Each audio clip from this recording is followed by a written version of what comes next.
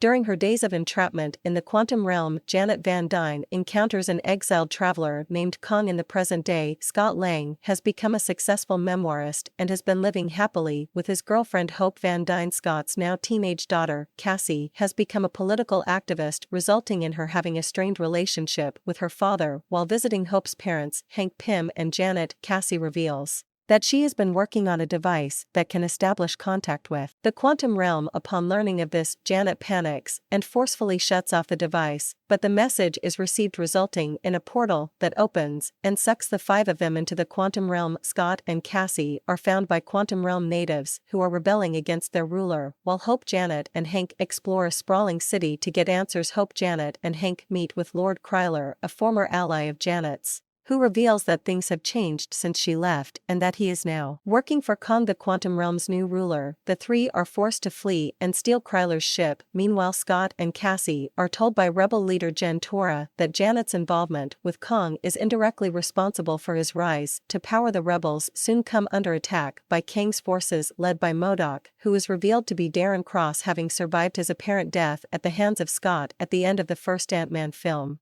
Aboard Kryler's ship, Janet confesses to Hope and Hank why she wanted nothing to do with the quantum realm again. Kong claimed that he and Janet could both escape from the quantum realm if she helped him rebuild his multiversal power core. After they managed to repair it, Janet sees a vision of Kong conquering and destroying entire timelines. Kong reveals he was exiled by his variants out of fear, which drove Janet to turn against him. Outmatched, Janet used her pimp articles to enlarge the power core beyond use. Kong, having regained his powers, eventually conquered the quantum realm. Afterward, Scott and Cassie are taken to Kong, who demands that Scott helps get his power core back or else he will kill Cassie. Scott is then taken to the core's location and shrinks down. He is nearly drowned in a sea of variants of himself, but Hope arrives and helps him acquire the power core. However, Kong reneges on the deal, capturing Janet and destroying her ship with Hank on it. After being rescued by his aunts, who were also pulled into the quantum realm, rapidly evolved and became hyper-intelligent. Hank helps Scott and Hope as they make their way to Kong. Cassie rescues Gentora, and they commence an uprising against Kong and his army. During the fight, Cassie convinced his Cross to switch sides and fight Kong, though he sacrifices his life. Janet fixes the power core as she, Hank, Hope and Cassie jump through a portal home, but Kong attacks Scott, nearly beating him into submission until Hope returns, and together with Scott they destroy the power core with a combination of PIM particles